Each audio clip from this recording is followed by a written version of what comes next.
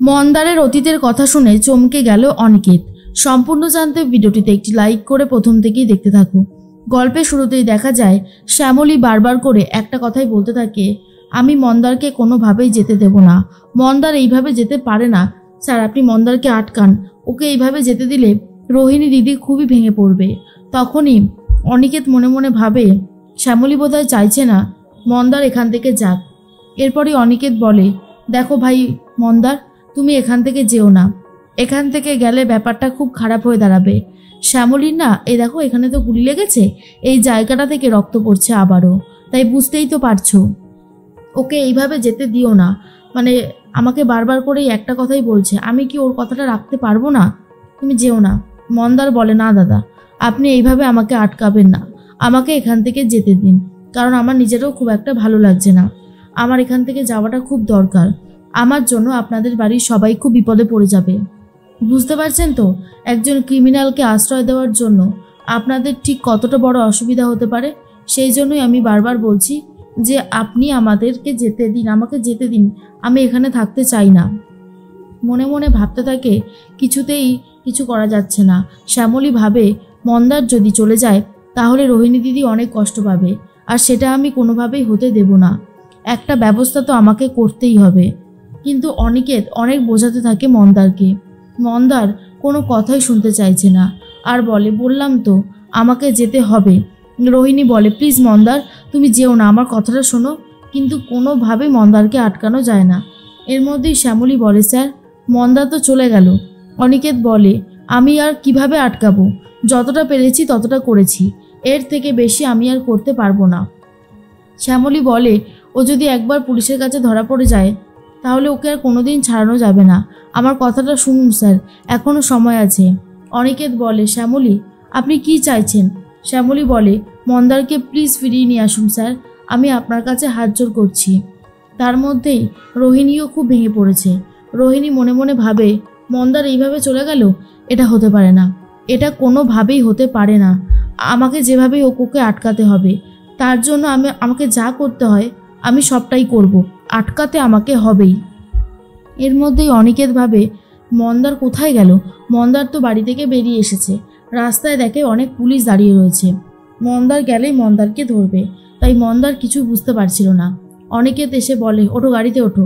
মন্দার বলে, দাদা ভালোই হয়েছে আপনি গাড়িটা নিয়ে এসেছেন, আমাকে একটু এগিয়ে ছেড়ে দিয়ে আসুন।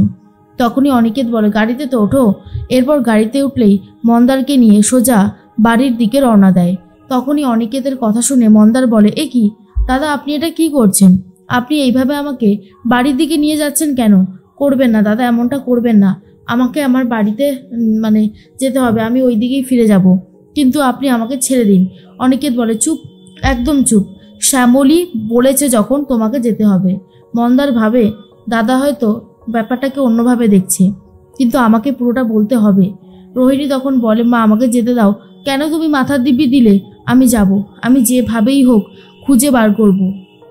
তার মধ্যেই তখনই অপরাজিতা বলে, তুই কি রে রোহিণী, তুই এত ভালো একটা মেয়ে, এত একটা বড় জায়গায় চাকরি করিস, আর তুই কিনা বলছিস এরকমটা? তোর কথা শুনে আমার অবাক লাগছে। মন্দার কি তোর যোগ্য কোনোদিনও হতে পারবে? চাইলেও কোনোদিনও হতে পারবে না। একটু বোঝার চেষ্টা কর, এমনটা করিস না। মন্দার তখন এর মধ্যে আসেনি। আর রোহিণী বলে, মন্দারের মতন ছেলে হয় না মা, ও বিশ্বাসঘাতকতা করে না, ও ভালো একটা ছেলে।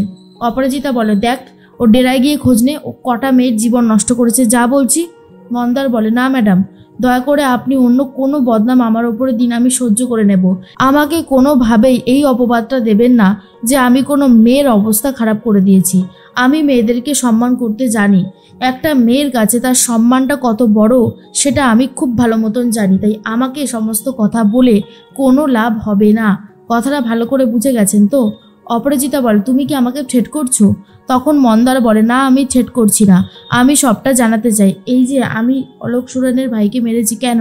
কারণ আছে বলেই করেছি। আমার জীবনের সব কিছু শেষ করে দিয়েছে, তাই আমিও রাগের বশত এই কাজটা করেছি, কিন্তু আমার কোনো আক্ষেপ নেই তাতে। আমি মনে হয় বেশ একদম ঠিক কাজ করেছি। তখনই অনিকেত বলে, কি বলতে চাইছো? তোমার কথা তো আমরা কিছুই বুঝতে পারছি না। মন্দার বলে, যাকে মেরেছিলাম সবাই জানে তাকে মেরেছি, কিন্তু কেন মেরেছি এই কথাটা কি কেউ জানে? জানে না, কিন্তু আমি জানি আমি কেন তাকে মেরেছি। আমার বোন খুব ভালো ছিল, ওই নোংরা লোকটা আমার বোনকে তুলে নিয়ে চলে গেছিল। এর মধ্যেই শ্যামলী বলে, কি বলছিস কি মন্দার? মন্দার বলে, হ্যাঁ আমি একদম ঠিক কথাই বলেছি। ওই নোংরা লোকটা এরকম অনেক মেয়ের জীবন নষ্ট করে দিয়েছে। আমি সহ্য করতে পারছিলাম না, আমার বোনকে নিয়ে গেছিল, অনেক খুঁজেছি, কিন্তু আমি আমার বোনকে আর জীবিত পাইনি। এদিকে আমার বাবা মার শরীরও খারাপ হচ্ছিল, তারাও একে একে এই পৃথিবী থেকে চলে গেল। ওর জন্য আমার সব শেষ হয়ে গেছে। তাই আমি যখন ওকে পেলাম, আমি আর নিজের রাগ কন্ট্রোল করতে পারিনি, শেষ করে দিয়েছি ওকে। কারণ যখন ওর বিচার হয়নি তখন আর তো কিছু করার থাকে না, না নিজেকেই তো কিছু করতে হবে। আমার বোনের সর্বনাশ করেছিল ও, প্রতিটা মেয়ে সর্বনাশ করেছে। গ্রামের অনেক মেয়ের তার সম্মান চলে গেছে ওই নোংরা লোকটার জন্য। তাই আমি ওকে ছাড়বো না বলেই গিয়েছিলাম আর ওকে শেষ করে দিয়েছি। যখন কোনো কিছুতেই কাজ হচ্ছিল না তখন ওটাই ছিল লাস্ট অপশান। আর এসব শোনার পরে শ্যামলী বলে, কি বলছিস কি মন্দা, তুই এরকমটা কেন করতে গেলি? এরকমটা করতে গেলি বলেই তো আজ তুই অন্য একটা মন্দার তৈরি হয়ে গেছিস। মন্দার বলে, জানিস তো শ্যামলী, আমিও ভেবেছিলাম আমি ভদ্র ছেলে হয়ে থাকবো, কিন্তু বিশ্বাস কর আজকালকার দিনের ভদ্র ছেলে হয়ে থাকার কোনো মানেই হয় না। যেখানে এত অন্যায় ঘটেই চলেছে সেখানে চুপ করে থাকবো কেন? কেন প্রতিবাদ করব না? প্রতিবাদ করাটা উচিত, তার জন্য আমি সবসময় রেডি আছি। জানেন দাদা, আপনাকে আমি একটা কথা বলছি, আমি কোনো মেয়েদেরকে অসম্মান করি না। শ্যামলীকে আমি ভালোবাসতাম, শ্যামলীকে চাইলেই আমি নিজের করে পেতে পারতাম, কিন্তু সেটা আমার কখনোই মনে হয়নি। জোর করে সব কিছু পাওয়া গেলেও ভালোবাসা পাওয়া যায় না। তাই আমি কিন্তু শ্যামলীকে কোনোভাবে কোনো দিন ঠকাইনি। শ্যামলী তো এখানে আছে, ও বলুক যে আমি কি কোনোদিনও ওর সাথে খারাপ ব্যবহার করেছি নাকি ওকে ঠকিয়েছি। আমি কখনোই মেয়েদের সম্মান নিয়ে ছিনিমিনি খেলি না, কারণ আমি জানি একটা মেয়ের কাছে সম্মানটা অনেক দামি, এটুকু জেনে রাখবেন। মনে মনে রোহিণী ভাবে, মন্দারের মনের ভেতরে এত কথা চাপা ছিল। সত্যিই তো, মন্দারের জন্য আমার খুবই খারাপ লাগছে।